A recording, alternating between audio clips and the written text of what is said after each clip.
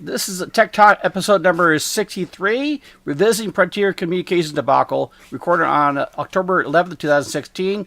Welcome listeners and viewers to Tech Talk. Welcome to my YouTube subscribers out there, and looking forward to a growing audience over there. This is my second simulcast show, both on podcast as well as audio here. So I'm still working out the bugs, trying to figure everything out. So bear with me a little bit here. Also, big shout out to Rilla Brown at theRillaBrownNetwork.com. I was guest on the show earlier this morning here, and it got a little bit colorful, a little political and all this stuff, but it's always good radio. So I'm looking forward to visiting again, and you check all that stuff out at RillaBrownNetwork.com. The last episode was episode number 62, the first audio-video simulcast episode, and this is the first time we did what we're doing right now here, which is doing the audio-video both at the same time here. So, and this is, it looks like we worked most of the bugs out. I'm still trying to figure out a new format, so my video looks a little bit more appealing than to me just talking as if I'm on the radio. So, and I'm sure, the best way to figure this out is just keep on doing it, making mistakes and fix them on the way. So you'll see, hopefully you'll get some improvement as time goes by. Anyway, a dear friend encountered some problems with Frontier Communication recently, and I think it's time to follow up on all that. So that's the topic of this episode. First, let's go to announcements, and we'll get right back to you. Okay, those of you in the video world here, we are going to announcements on the podcast. And right now, you break up the show and kind of the intro and then the body of the show here. So about 2 seconds here, we're going to get into the show topic here. So bear with me a little bit, and we're going to keep on moving. Okay, we're back. Tech Top episode number 63, revisiting Facebook communication debacle. April 1st, 2016 is a day that can live in infamy for former Verizon customers in California, Texas, and Florida, because overnight we instantly became Frontier customers, and it wasn't as much an April Fool's joke. We're literally just overnight this happened, and had horrendous problems. Just crazy stuff happened. Everything you could possibly imagine. The worst thing you could possibly imagine as a communication company happened, and we're still having issues. So let me tell you a story about my friend who had recently had some issues. She is the widow of a Navy Blue Angels vet, and they got no privilege, even though she is a very nice, dear lady, and a senior age and all that stuff. And a widow, she really got no satisfaction, nothing, no sympathy or anything here. She was kind of going through put her house back together, trying to had a problem with the internet, call up Frontier, got a runaround, finally got a hold of me. I told her, you need to say this specifically. He finally got an appointment with a technician, and 3 days later, they're supposed to show up. They never showed up, and 2 days later, they left a message to follow up on what's going on. So she's at the point she's about ready to drop Frontier, go to Charter. So long story short, Frontier still causes some customer support issues. That's all I say. This all started April 1st when Frontier just literally took over the three largest areas of operations for Verizon. Instead of phasing in like they did before, they just took them all over at one time. Incredible amount of problems. One of the first things they did, they outsourced their customer service to the Philippines, to people who, frankly, never did outsourcing like this before. And so basically got a script to follow. They did have no knowledge, expertise, no means to actually provide any significant customer support follow-up or anything other than answer the phone and trying to be nice for Verizon customers, which they weren't. They were complete jerks to most people, and they had all kinds of issues since then. So many thousands, and how this really got resolved is it amongst it went to public hearing. Many thousands of Frontier customers bailed. They just went to different companies. And in the local area here in Apple Valley, Victorville, Hesperia, High Desert, most people went to Charter. And here's some good things that happened of all this. Charter was had a pretty bad reputation with the customer support themselves, but they got their act together, and I got to give kudos to their staff, their company. They brought their A game to all this, and they earned the right to serve the former Frontier customers as they do. Also, a public hearing happened. Assemblyman J. Olbernolte, my local assembly person, this kind of happened in the middle of May, I think, where it was already, all hell already broken loose. It got to the point that lots of folks were without service. It took days and even weeks to get service back. So it became a public service issue. Okay? So after all this, some things, are getting better. The Frontiers, their customer service is still way below acceptable levels. Another thing I want to add too here is how I got dragged on this because of my, IT consultant. A lot of my clients and friends and colleagues kind of leaned to me to resolve this problem. And I got dozens and dozens of calls on this. So I don't work for Verizon. I don't work for Frontier. I just provide this service basically for free. So I was swamped with these calls, and I did everything I could. But the problem is when Verizon switched over to Frontier or this area here, my inside people didn't transfer over, so my secret numbers and stuff like that were no good anymore. And I was in the same boat as the former Verizon customers. I had to call customer service and work my way through the Filipinos to get service to whoever. So I was ineffective for doing anything myself. So anyway, so what happened here, and like I said, a lot of Verizon customer service reps, now their field technicians, Verizon field technicians transitioned over to the Frontier. They're really good if you're able to get them out. The challenge is you had to go through their customer service issue to get to them. And that's where J. Olbernorte's office kind of came in. What had happened is, let me give you a story here. A lot of, when April 1st happened, a lot of Frontier customers got cut off phone service, telephone service. Many of them were elderly or people with health problems that depend on having phone service. Not internet, just simply phone service. 911 calls, stuff like that.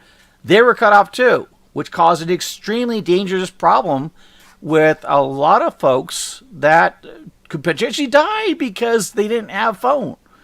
So that's why Olbernorte's office, some other assemblymen got involved with this and basically put Frontier's representative and management, their toes to the fire here. So since then, Olbernorte's office has become kind of the go-to place to resolve these Frontier issues. In fact, this is what you can do whether you are a current Frontier customer or a past customer that moved on.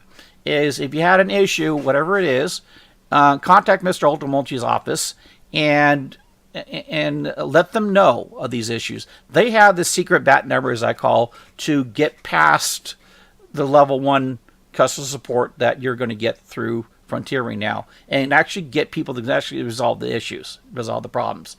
So beyond what I can do, even, okay? And they also want to know of these problems and issues because the J's office is going to, go back to Frontier. Says, get your act together, Frontier. You're still screwing your customers over. You're still causing public service issues, and we are still getting complaints. Okay, so that's what's going to happen. That's like I say, even if you are moved on to Charter wherever else, submit your complaints to their office and they'll handle accordingly. Okay, now so that's one way of solving the problem. Another problem here too is some of us, Frontier is the only source. Now, if you have an option, okay, you can go to Charter. Some of us don't have that as an option. You're stuck with Frontier. So Olbernorte's office is probably going to be your only resource to get things done. But fortunately, he's stepping in. Now, if you do have an option to go to Charter, at this stage, I'd recommend you call Charter up and see what they have to offer. And at this stage here, they are. Hang on here real quick. Now my wife's phone is just going nuts over here. Bear with me just a little bit. I'll be right back.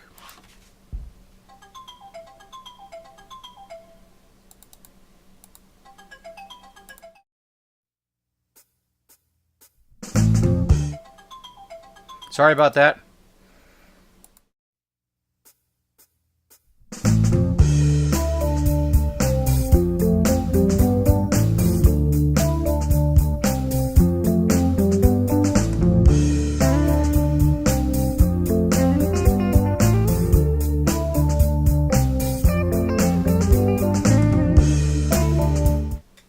Okay, those of you that are on the video cast, my apologies.